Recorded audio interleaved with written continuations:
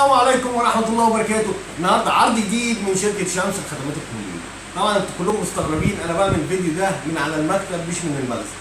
يعني هو للأسف العمالة عندي مقصرة شوية. صباح الفل.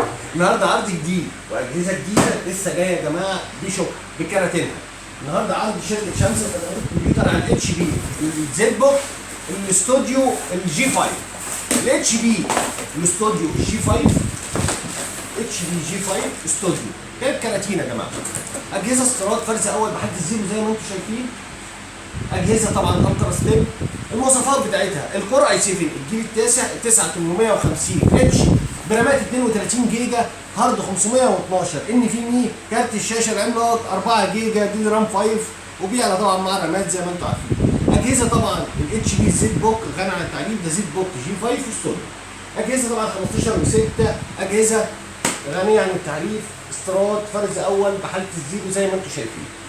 العرض الثاني من شركه شمس الخدمات لسه استنوا رايحين فين؟ استنوا. العرض الثاني من شركه شمس الخدمات الكمبيوتر على الديل البريزيشن ال 7520. الديل البريزيشن ال 7520 الكور اي 7 الجيل السادس، اجهزه استيراد برضه فرز اول يا جماعه زي ما انتم شايفين كده.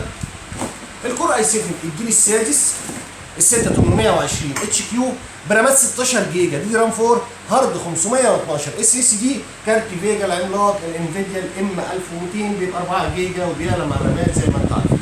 اجهزه 15 و6 وفول كيبورد، اجهزه بتربع. حاله الزيرو زي ما انتم شايفين. وطبعا عرض خاص من شركه شمس الخدمات الكمبيوتر الديل البريزيشن ال 7520 سعره 13000 ونص فتره محدوده. طبعا الجهاز بيبقى جهاز وشاحن اوريجينال يا جماعه 180 واط. الاتش بي الزد بوك الجي 5 في الاستوديو سعره 22000 ونص، وده برضه لفتره محدوده. والسلام عليكم ورحمه الله.